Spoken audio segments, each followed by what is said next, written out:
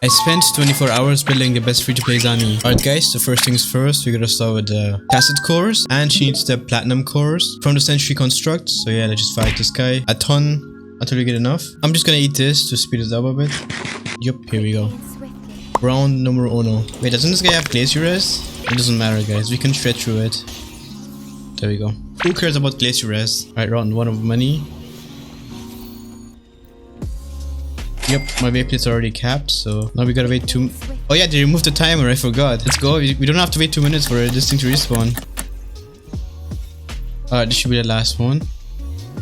There we go, first thing done. And yeah, shout out to Kuru Games for removing the 2-minute timer, cause yeah, that was super fast. Let's just move on to the next thing on the list, which is the forecast. So we need the Nightmare Morning Eggs, so yeah, just go there and bye-bye. Just wait for the next one to spawn, which should be right around now. And we're done. Maybe the last one. Oh, crit damage. Damn. Now we can move on to the next thing on the list, which is her flowers. Yep, we're gonna use the collection spots to mark everything, because there is no way your boy's going there on his own, marking everything. Right, where is this thing?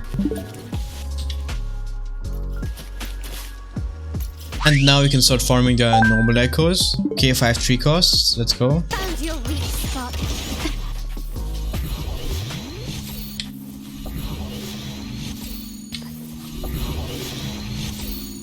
Ramming won't save you. The stage is set. Yep, it's finally time to level her up. I hope I have enough XP. Have I become more productive? How am I supposed to act busy now? As the Montelli saying goes, a blade only stays sharp if it's regularly honed. Even if it's just for work, exercise is necessary. Have I become more productive? How am I supposed to act busy now?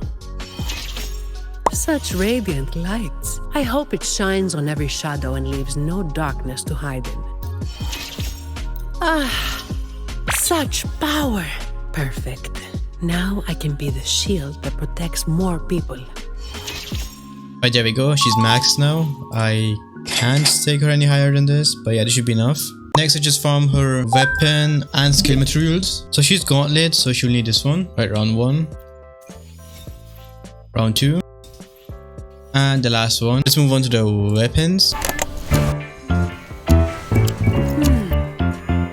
Should you pull her weapon or Phoebe? When it comes to weapons, yup, you already guessed it. Her signature weapon is the best weapon for her, and this thing just looks gorgeous. So yeah, high attack, 48% crit damage, so easy build. And then we have even more attack here, and whenever you cast a basic attack, so basically everybody in the game can do this. She will ignore 8% of the enemy's defense, which is already pretty good, but it also amplifies her spectral frazzle damage by 50% for 6 seconds. So yeah, this thing is insane for her, and it's made for her. So I would recommend going for Phoebe first before you go for her weapon. But if you have the tragic comedy, then you can just go for Phoebe's signature instead of her signature. So basically get Zani S0, get Phoebe S0, Zani's weapon, Phoebe's weapon, Zani S1, Phoebe S2, and then we have Zani S2 here. And finally, if you're a whale, then yeah, go for S6 Zani.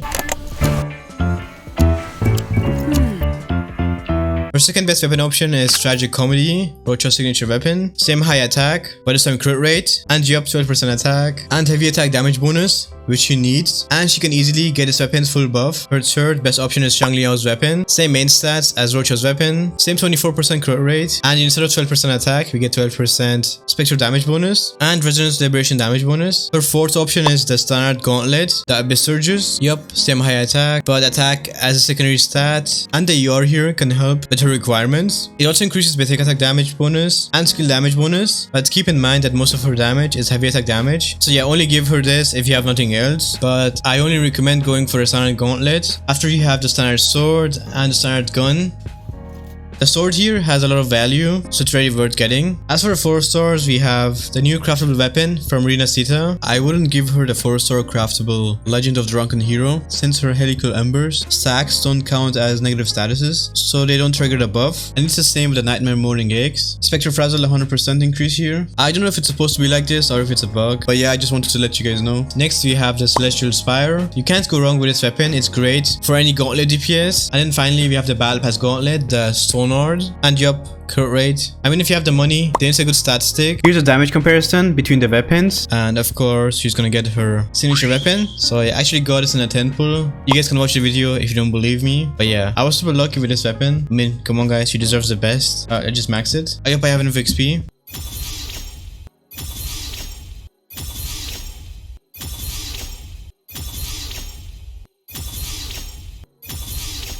And it's maxed. Let's go. I mean, like, come on guys, it's a 5-star weapon, so you gotta max it as much as you can. You know, the 48% crit damage. Yup, she's already looking a lot better. Let's move on to the skills. Let's just start out by simplifying her kit, and we can first start with her basic attacks. So she has a 4-hit combo that does spectral damage.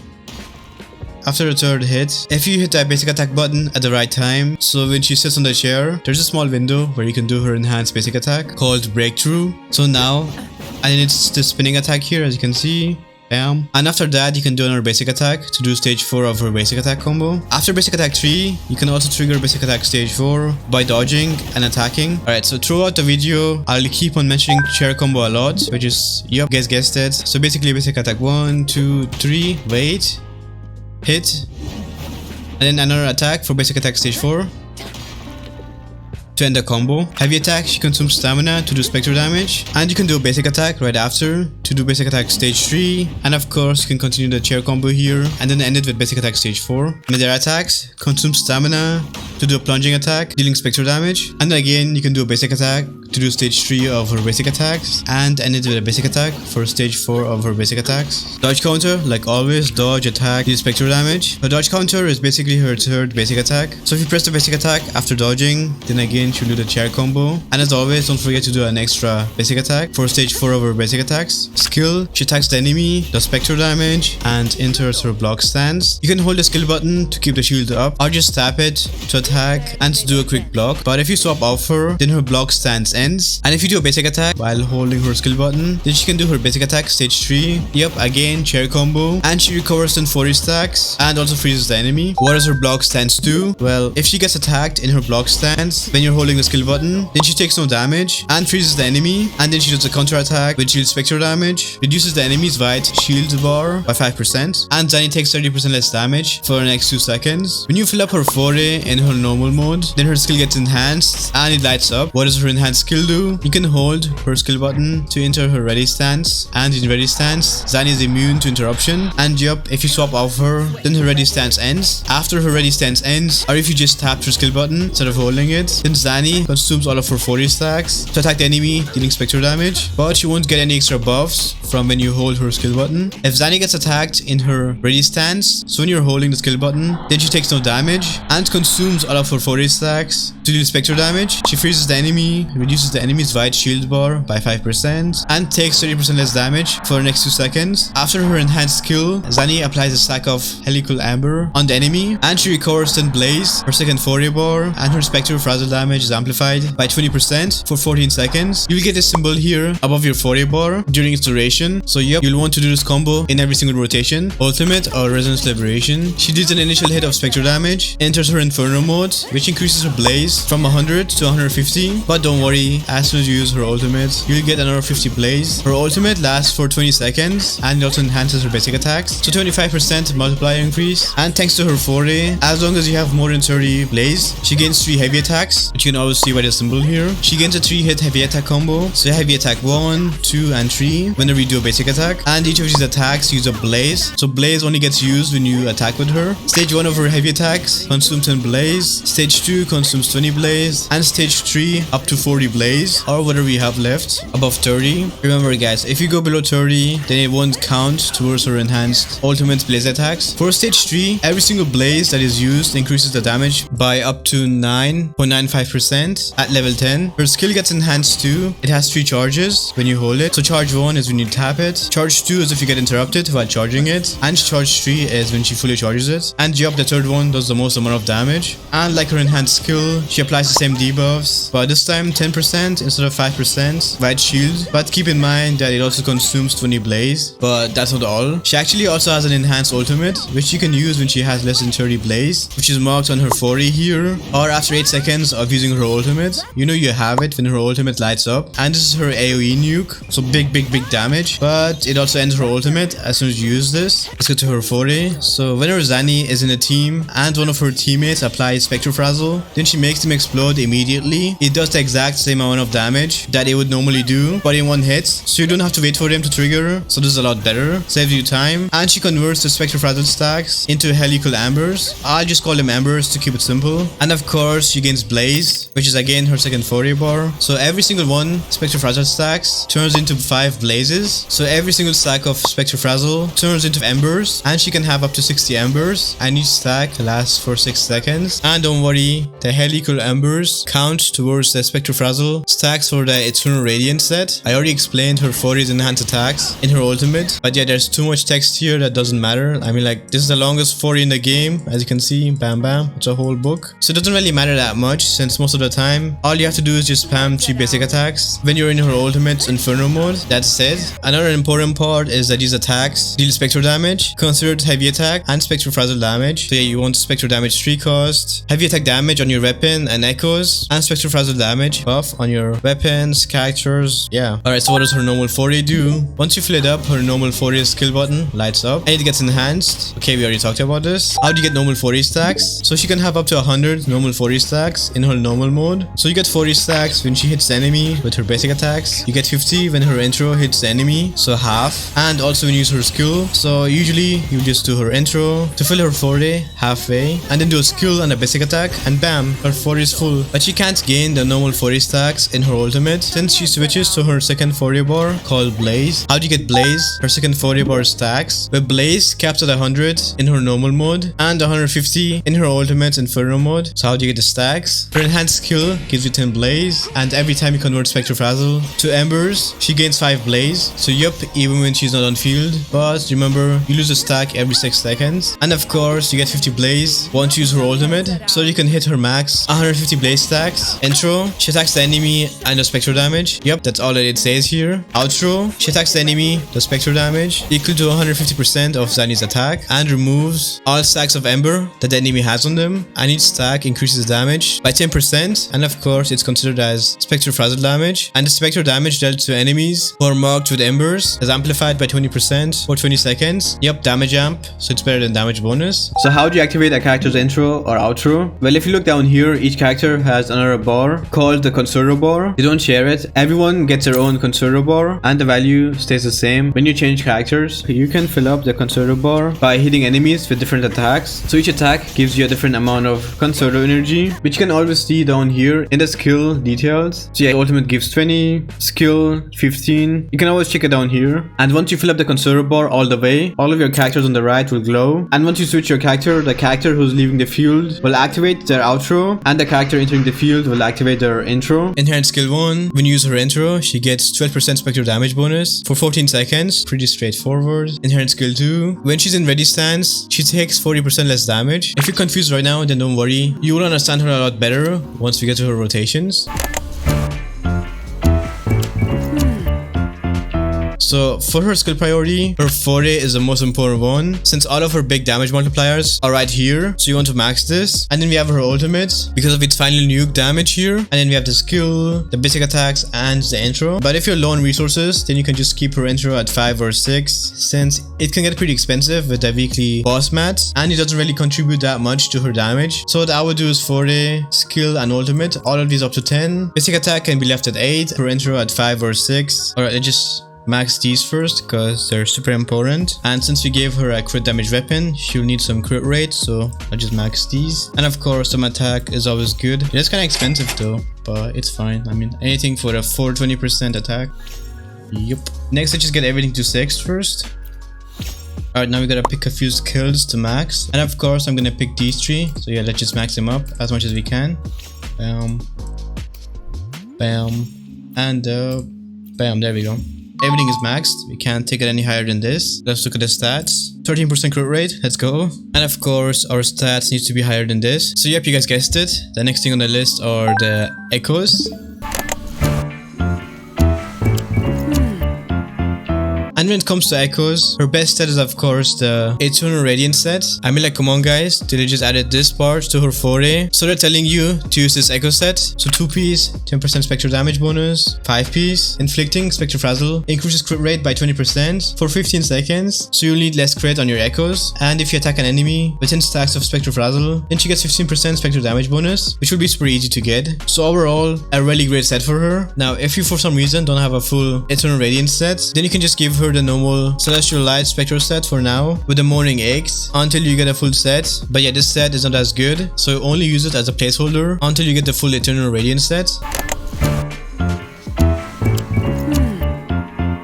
So as for the 4 cost or the main echo, well, she's a bit weird here. So you actually want a 3 cost echo as your main echo for her max potential. And yup, it's a Capitanus. So this echo gives you 12% spectral damage bonus and 12% heavy attack damage bonus as soon as you equip this echo. So yeah, really good. But if you farmed the Nightmare Morning Eggs, it still gives you 12% spectral damage bonus as soon as you equip it. So she can't use the 100% spectral frazzle increase here on the Nightmare Morning Eggs. So the Capitanus will do better here since it also gives you the heavy attack damage bonus. I mean, you already get a spectral damage bonus from the Morning Eggs, but yeah, no 12% heavy attack damage bonus. But this doesn't change much. I mean, if you already farmed the Nightmare Morning Eggs, then it's fine. You still use the echo here, just not in the main slot, so you didn't waste anything. But yeah, try to get a Capitanus echo as the main echo for more damage.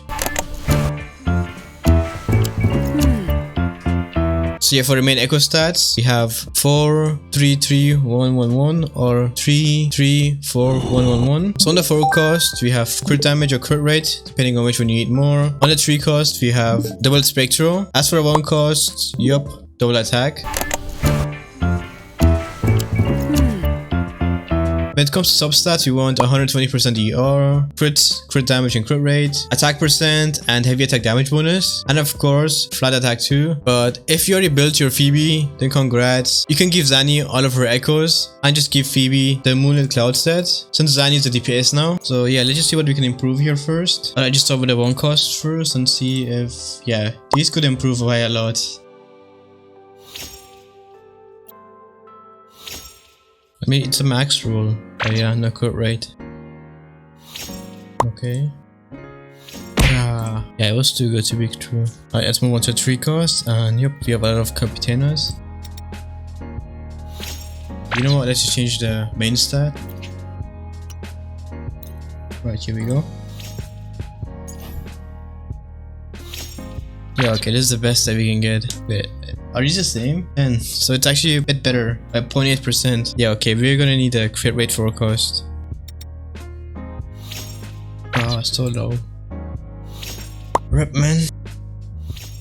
Bro, low again. Just put it here for more damage. Alright, so this is what we ended up with. Crit, double crit, double crit, double crit, and crit damage. When it comes to recommended stats, you want 2000 attack. Keep in mind that this scales with her level. So the higher her level, the higher her attack. Crit rate 20%, crit damage to 60%, heavy attack damage bonus 30 plus, ER depending on her team, but just try to get as close to 120% as you can to be good. Alright, let's look at the stats, and we're at 59 to 83. 38% heavy attack though, so that's pretty good. You could use some more ER though. We don't really have to worry about the crit rate because we're gonna be using the Shorekeeper, and she gets like 20% crit rate from the echo set here, so yeah, we should be good. Alright, so these are her buffed stats. So when it comes to her teams, I'll be honest, she's one of the characters where her teammates matter a lot, since her damage is not that good outside of Spectral Frazzle teams. So first slot, of course, we have Zani. As for the second slot, you want a Spectral Frazzle applier. So right now we only have Phoebe and Spectral Rover, and of course Phoebe, her premium teammate, is better. She applies Spectral Frazzle, amplifies Spectral Frazzle damage, gives Spectral Rest Threat, and of course let Zani generate her whole blaze bar in a short amount of time without taking getting much field time. And if you have her weapon, then that's another 30% Spectre damage amp. As for Spectre Rover, bro is free and super easy to build. But if you want to clear endgame content, then don't worry, you can do that with Spectre Rover. He or she is not as bad as you think. So she decreases the enemy's Spectre res by 10%, apply Spectre Frazzle, and with her S4, she heals the team. You can also do main DPS, Zani, sub DPS, or Spectre Frazzle applier, Phoebe, and then finally Rover as the healer. And Rover actually does pretty good damage compared to Phoebe, or you can just do the classic Zani, Rover, or Phoebe, and then any healer that you have, like Baiju, Marina, or of course the Shorekeeper being the best. As for the free-to-play, this would probably be your best team option if you don't have Phoebe. Zani, Spectre Rover, and any healer that you have, like the free Verena, but you can also do something else here. Rover as the healer, and then you can put Morifi here because of his outro, which amplifies heavy attack damage by 38%. So the reason why Rover works so well here is because he can apply Spectre Frazzle, and he can also heal the team, which Phoebe can't. So yeah, Rover would be the best here, and you can clear endgame with this team. So in this team, you want to give Rover the Rejuvenating Glow set, since he's the healer, but when you have any other healer in your team, then you want to give him the Moonlit set, and the healer can have the Rejuvenating Glow set. Same thing with Phoebe. Give your Phoebe set to Zani, and Phoebe can have the Moonlit Cloud set. I mean, you want to buff Zani's damage as much as possible, and Phoebe doesn't really do much damage in her confession state. Let's just do a damage test. Zani, Phoebe, Shorekeeper. I guess that we need to knock some heads around. My shield can withstand more than that. 143. That's a wrap. 108. Okay, not bad. She's not even at level 90, so we could get more damage if we level 90 her. And max her skills here. Oh yeah, I ended up changing her forecast to crit damage. So yeah, we ended up with 354. So is she worth pulling? Well, to be honest, it depends on your account. Don't get me wrong, she can clear stuff with Spectre Rover and all, but yeah, she's locked to one team archetype if you want her max damage. But her gameplay is really easy. I know, when I first saw the amount of text in her skills, I was afraid too, but yeah, she isn't that hard to play, so go for her if you like her. Her damage is insane when you have all of the pieces in your hand. You can join our Discord server if you need help with anything in the game. You can ping the game helper role, and you won't ever miss free asteroid codes or events, or if you need help farming her echoes. If this video helped you, then you can help me by liking and subscribing, and yeah, have a wonderful rest of your day or night. Thank you so much for watching.